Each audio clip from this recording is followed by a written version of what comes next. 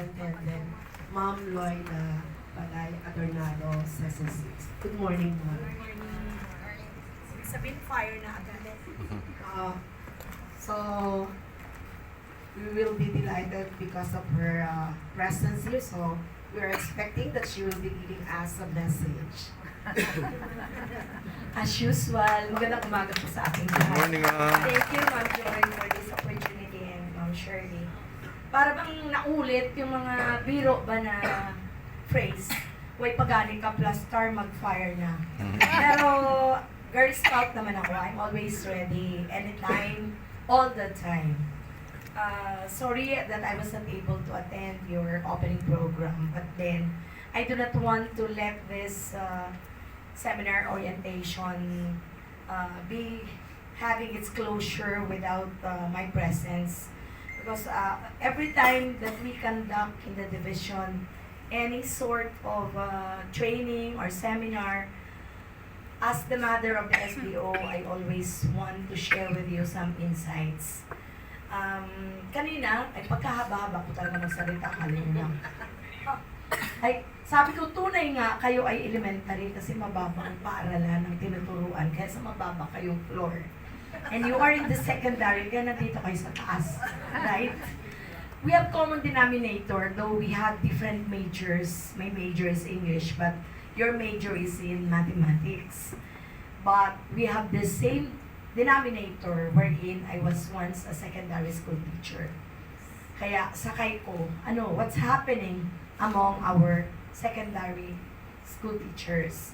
Now, why is it that we have this conduct of rapid orientation on rapid math assessment as well as utilization of the supplementary digitized or non-digitized resources? First, dun muna tayo mag-focus with the first one. Ito po mga teachers ng school heads. Department heads, and okay, so the challenge lie on them, the challenges rather lie on them. So as I have mentioned, the basic purpose why you are convened for 2 or 3 days is because you will be oriented on the rapid math assessment tool. As I have stated in the first group, indeed, it's our responsibility to keep you oriented first. Because it really matters a lot that why is it that we will be expecting this and that if we have not inputted in you the basic process on how you are going to administer the rapid math assessment among our learners when you go back to your station. You notice, since RMA is parallel to feel eerie among English and Filipino teachers, the input as well as the process should always be clearly articulated to those who will be conducting the assessment. So yung rule natin, pagbalik when you go back to your stations, please, there should be no shortcut as to the process. If how it was narrated, explained to you by the resource speakers, it should be the same process that they will be able to capture when you go back to your stations. No shortcut at all. Okay? Then, para lang, walang pinag-iba yan eh. When the division would say, jamming tayo, kanta tayo, we are focusing on one piece and yet we interpret in so many ways. Iba-ibang interpretation. May nagpa-falsetto, may baritone, may alto, may papuntang abra, may papuntang magsaysay ang boses. The melody is in the direction going to abra, and yet the singer sings it going to magsaysay. It shouldn't happen once you were already capacitated on how to administer the rapid math assessment tool. Common understanding, common interpretation, common process on how you are going to do it when you administer the math assessment tool. Now, on the side of it, kailangan, I would like to emphasize on this. Please, whenever you're asked for reports, Siyempre, you are given the timeline. Ano ba ang timeline natin sa RMA, ma'am? Okay, up to July 16. And today is already the 3rd of July. So, medyo okay pa rin. Although, talagang lagari na siguro. But please, we do not want everyone to arrive on table survey. Dapat pag sinabi talagang personal ang pag-administer at pag-assess sa mga competencies ng bata, it should be done that way as expected. And please, I would like to emphasize on timeliness. If the call-up report should be submitted on or before, sana wag na tayo doon sa before, sa on, kung hindi yung before. Because we are in a big division wherein when we collate data, indeed it's difficult to come up with the overall or the final report. Schools, the presence of internet, connectivity, and other factors. So please, ang mindset natin, that's how DepEd operationalized since time immemorial. Since DepEd existed, dyan na tayo nasanay with the Bulagaan Blues. We cannot do otherwise because it's the mandate, it's the calling from the higher office that we have also to comply. So please, once we are responsible in the compliance, we have to look into the timeliness. Okay? Kung ang deadline is July 16, baka pwede ng July 14 ay tapos na or 15. Okay? Then, you have to look into the accuracy also of the reports. Kahit on time kayo, hindi naman pala accurate. Accurate means may mga errors. We cannot sometimes do away with errors, but many who will review the output can lessen or totally eliminate the errors. I-check ng subject teacher. Somebody will collate or sum up all the reports. Somebody will recheck, somebody will review. Then, what are you supposed to review? Tie this up, whether it's consistent with the number of learners. Baka naman nag-report ka ng 50, may kulang pa lang 5. Ang total enrollment is already 55. So, that's inaccurate. Okay? So, please think of timeliness, accuracy, and the last, I would like to emphasize is on completeness. Though you are early in the submission, though it's quite accurate, quite lang kasi hindi nga kompleto. Babalik na naman uli and look into the burden and the delay. Kapag ipinalik, magulo na naman yun. It will entail a longer period of time to recheck rather than with full confidence what you have submitted is early, accurate, and complete. So we are aiming for that kasi nga naman, di naman pwedeng mali ang ating ibibigay na report. That's what I challenged to the first group wherein the composition are majority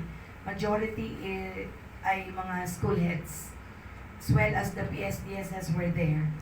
That's the very challenge that I have raised on them. Sabi ko, kapag tama ang report, ibig sabihin, all the reports, whatever we submit to the DO, we should always be held accountable and responsible to the reports. Presented by just affixing your signature. Some people are relying on the signature ng isang dependable person. For me, sabi nga ng ating former director noon, region director, ano yung nangyari sa taas? In any organization, in any school, in any department, of course, we trust our colleagues. Trust is there, but as the figurehead, as the school head, always validate. Never, kapag nag-affix ka ng signature, you rely on the signature and nag-initial na siya. Kasi ako ganon. Not because nandoon lagi ang tamang duda, but I have given the reservation for myself to validate. Yun dapat ang maging i-cultivate natin na attitude among ourselves. Feel nakapag-issue tayo ng memo before, not submitted by, but certified, true, and correct. Medyo mas mabigat na aasahan mo ang phrase na certified, true, and correct. Meaning, you have the attestation that you indeed validated and you assert and you admit that the report is true and correct. Okay? So, matagal na ang payroll, ang inantay natin ay NCA, pero nasa travel pa yung ating budget officer. The soonest, on Monday, paparelease natin yan yung inyong cash allowance in the amount of 10,000. Okay? So, ano pa ba ang ibang good news? Ang ating medical allowance. As we have discussed during the Division Manco meeting last Monday, you have two options. But still, the amount is 7,000 per annum. One-time release of 7,000. You have the options. Basahin nyo na lang what's the debit order pertaining to the grant of medical allowance.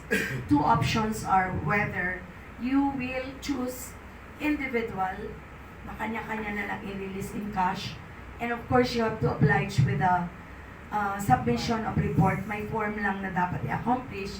Or, another option, may ipop-procure na lahat kayo ay doon sa isang HMO that you will avail of the privilege for 1 year ang paggamit, either outpatient ka, emergency, mga laboratory.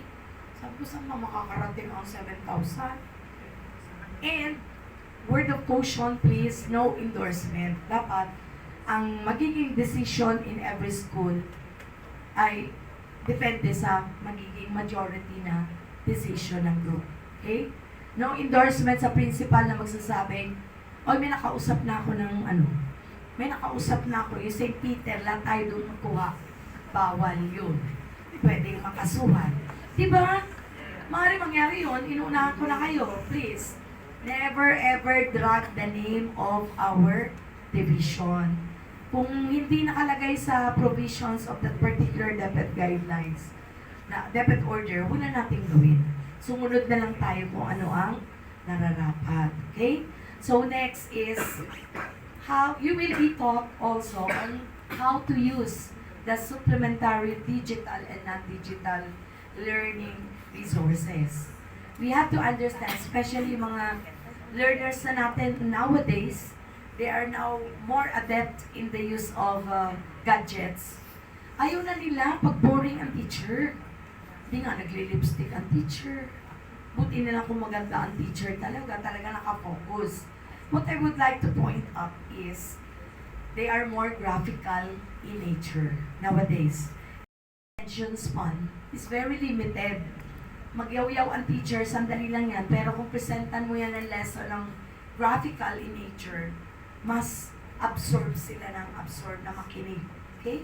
So, talaga namang necessary if we run out of references, better to also download, bisitahin nyo naman ang LR portal natin if there are digital or digitized resources.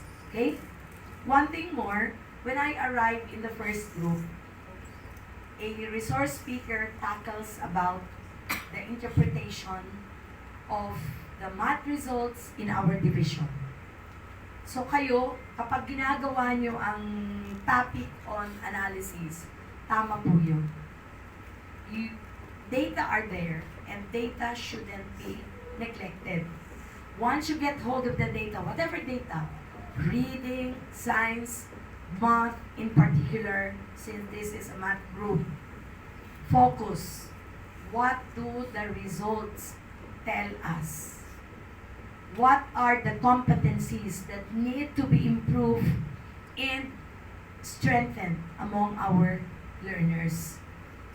And one thing that we have to tie this up with the findings, what will be the appropriate interventions? Knowing mahina pala mag-divide, then what? Anong gagawin ng school? Anong gagawin ng math teacher? Mahina pa pala mag-multiply. Lahat ng kamay binilang na. Pati paa. Mali pa rin. Ano kaya ang maganda? Because the basic orientation when I was in the grade school, talagang, because my father was also a teacher before, abay talaga naman kinokontest kami lagi, yung pakbang-akbang. 4 by 3, 12, paunahan kami. Kahit yung panganay namin ay, halimbawa, grade 4, grade 3 ang kuya ko, ako ay grade 2. Laban kami lahat bago paunahan makarating to sa dulo. Ganon siya ano sa amin. Pag reading, magagaling ko yung bumasa, yung kuya ko, kasi hodang umiyak yan, pababasahin pa rin talaga, may libro.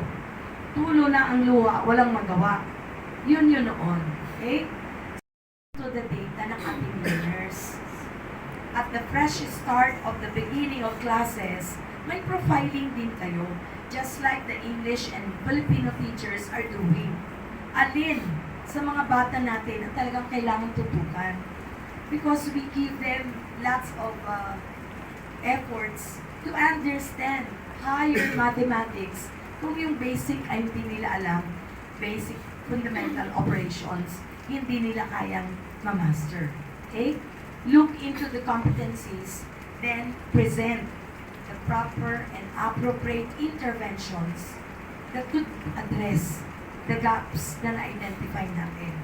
And one thing more, whatever you have identified, dapat ay puro meron tayong nakaangkla na interventions. If then you keep on evaluating after a quarter, are these interventions workable? Were these effective and efficient? Kung hindi, mag-recalibrate ka for the next. Why don't you try iba naman? Sabi nga, there are many ways to kill a cat. Ang pusa, pwede mong patayin, panlian mo, ibitin mo, sakalin mo, etc. etc. Yan ay pinakakwento ng buhay, di po ba? In the same manner that in teaching, there are lots of ways. Gusto mo ba nag-aarte sila? Gusto mo ba nag-counting lang? Gusto mo ba naglalaro just to inject some other strategies? So from the lumang kasabihan, there are many ways to kill a cat. It presents in us the mindset that there are many ways on how to teach and make our students love mathematics and find the subject easy. Hindi man sinabing ano, but it will not be considered as their Waterloo. Okay? So, ano pa ba? We should also analyze one thing more. Baka naman kaya hindi natututo yung ating mga learners in math. You try to look into the profile of the teachers who are teaching. Are the teachers teaching mathematics all majors in math?